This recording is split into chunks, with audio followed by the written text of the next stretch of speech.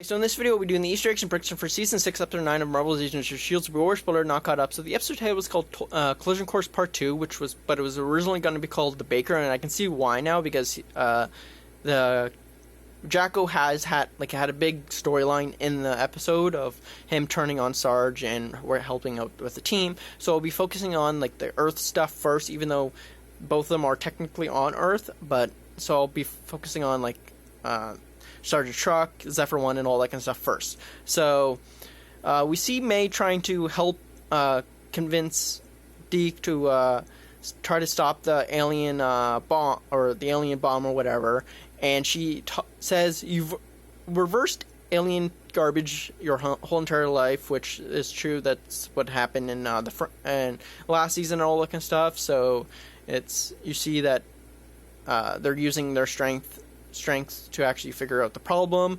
but it didn't actually work that way, because later on in the episode, you have Daisy decide to think of something else, and she decides to make sure she made a shield around the bomb so it didn't go off when it hit the strike tower. But it reminded me of an earlier episode of Season 4, Episode 13, when it was called Boom, where they were dealing with the Inhuman Nitro, where she was supposed to have held it together, but she wasn't able to control her powers back then that well, so she kept just blowing them up. But you see it in a difference here, because she now has more control of her powers here. And later on in this episode, there was another sort of parallel thing or upgrade of her powers, is when Daisy decides to let the strikes into the truck, she vibrates them from the inside, and it makes them to dust or whatever. And it reminded me of when we've got the introduction to Daisy in Season 5, Episode 1, killing the Velnexian. So yeah, that's what it reminded me of that. And on the other side of the whole Zephyr 1 stuff, you have Mac trying to piss off Sarge or whatever, saying that by the end of the day he's going to get his bus or his plane back, and he uses the same word against Sarge later on when he beats the crap out of him by saying "told ya," which was the title of the episode. I believe it was Episode 7. So yeah, but we have this interaction with Sarge and Izel, where Izel apparently knows a lot about Sarge and uses the same phrase that he used in Episode 2 about people fantasize about doing something heroic in times like these, blah blah blah blah blah. So yeah, and there was this other scene on the truck with a snowflake or whatever, and some people are not happy with it, some people are happy with it. I don't really care about it, but there was this line where after Daisy destroys the strikes, Snowflake says, "Are all the females on your planet this powerful?" Which could be a reference to the whole A-Force scene in Avengers Endgame. That's just what it reminded me of, so it's a possibility that's what it actually is.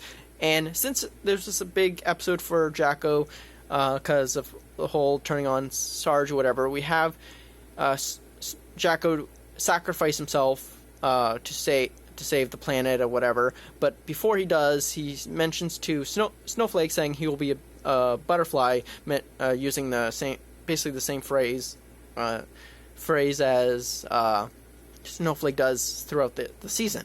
But people are saying that Jacko's sacrifice is for nothing, even though it really isn't, since now that Izel has no way off this planet until she gets a new ship, it's easier for them to track her down now.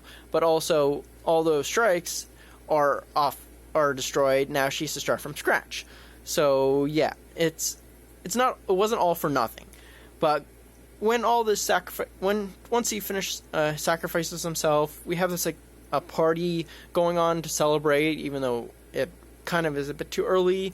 But we see people drinking beer, which the brand that they were drinking, some of them were drinking, was called Ben Berry Beer, which is a reference to the actor who plays Lance Hunter, who was Nick Blood.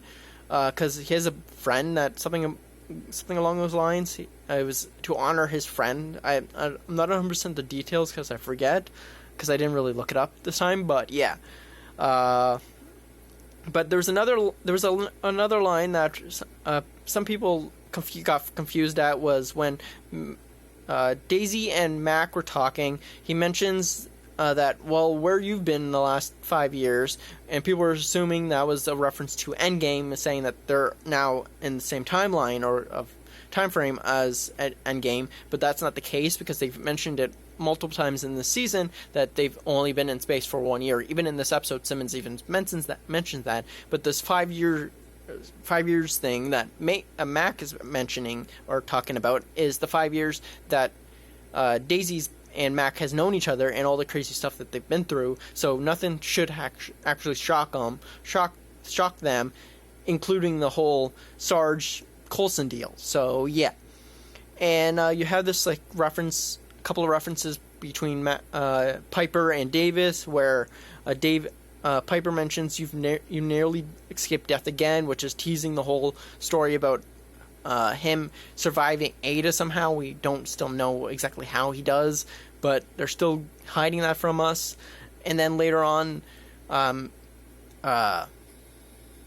Piper basically mentions Davis's spawn at home about his kid, how he went to see him, all that kind of stuff. So yeah, and there were some little details I liked. Is when Fitz is at the party, you see some little details and parallels between him and his grandson Deke, where you see that Fitz is playing darts and drinking some Zima, which was when the first time Deke came to the past, he started drinking Zima and playing darts in season 5, episode 11. But another little detail I saw in this episode which was weird to me, was after this whole ordeal was going on at this party, he randomly was wearing his wedding ring, which he wasn't wearing in any previous episode. So I wonder why just randomly he's wearing it now. So yeah, but you see that Deke is trying to show off his big company, wanting to introduce his new girlfriend Snowflake to his grandparents, trying to see if they will be proud of him or whatever. But Daisy intervenes and basically says she should be locked up because she's a murderer, which is the case. She is a murderer, whatever. But I don't think she has the authority to really do that. So I don't really agree with Daisy putting her in cell. I would understand if it was Mac or May, because May is technically Mac's second in command. So if it was one of them who put her in jail, I would have understand that, but they didn't. So I don't agree with the way that Daisy handled that situation.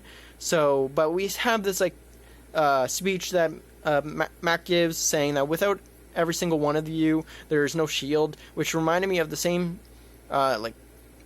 speech that Nick Fury gave Coulson and Garrett or whatever, and what we heard of in season 1 finale, saying that there's being a part of something bigger, which that's what it reminded me of. I like the one-man speech of a part of something bigger, so that's what it kind of was similar to.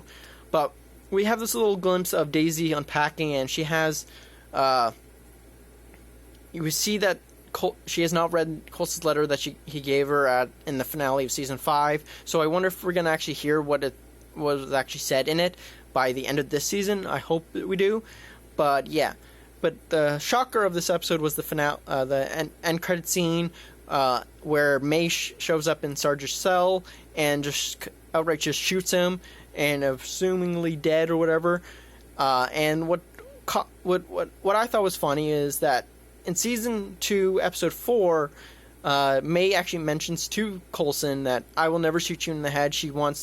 If something went south, she's going to get him out of there, going to go on a holiday and let him go in peace, which was kind of what they did in the season 5 finale, where she goes to take him out for Tahiti. So, but here she ends up shooting a guy that looks like Coulson in the head. So yeah, so she ends up shooting Coulson in the head. So yeah. And there's one line that she says, or Sarge says to May, which even though he's mentioned it before, which I'm assuming is relevant to what's going on, is that I know you're not much of a talker, which he's mentioned that similar phrasing before in episode 4 with Deke, where he's saying that Deke's a talker. And the reason he mentions that is because all the Shrike victims are not talkers. And people are assuming that Davis might be possessed by Izel, which could possibly be true because she can talk or whatever. But since they mentioned it and we actually do see Davis even talking, so I don't know if Izel is actually in Deke or not, or in Davis or not, or is in May, which could possibly be more the case, and the whole Davis stuff that was going on in the party is just a misdirect. Like he might not have been possessed, and it was all May this whole time sometime after the party happened, because we do see May talk as well at the party. So yeah, I don't know if that makes sense or not, but yeah, that's what I'm going through. What my thought process is that the Davis stuff that people are assuming that Izel possessed him isn't the case. It's just a misdirect, and it's actually May that was possessed, and we see later on in this episode. So, but going through the whole space stuff, which was not a lot, but we have another reference to Simmons' puff party on Kitson. You see similar sets being used again, where from episode 2 of the season, where we first were reintroduced to Enoch, where he was hiding in the wall, which we see Fitz and Simmons hiding from the strikes in the wall, so we have that. But they also use the airlock thing that Fitz was in to make sure the whole controller crew was safe and the controller would blow out into space. So they used all those scenes, those sets again, so that was very cool. And there was this other scene before that where the SHIELD team enters the ship, and Davis mentions to Mac that me and the ship go way back, which is referring to when they were trying to track down Fitz and ended up on the controller ship. So yeah. And for the only real prediction I have, other than the whole Davis misdirect, and it had always been May for some reason, I don't exactly know how to explain it, is that for some odd reason I think the world might be destroyed this season. I'm not sure if I mentioned it before, but since they've stopped the whole world being destroyed last season, and they teased it being destroyed in season 3, I could see them actually destroying the planet this time, and that's how they're going to connect the whole Enoch and the Chronicon storyline together, because they want to save their planet. So what better way is, if they have the same motivation, if they want to save their planet, is that they have to try to figure out time travel so they can go back in time and stop Izel or Sarge or whoever destroys the planet by going back in time. So yeah, that's the only prediction I have right now. So yeah, comment down below if I missed any Easter eggs or references. So yeah, and if you have any predictions for the upcoming episode, see ya.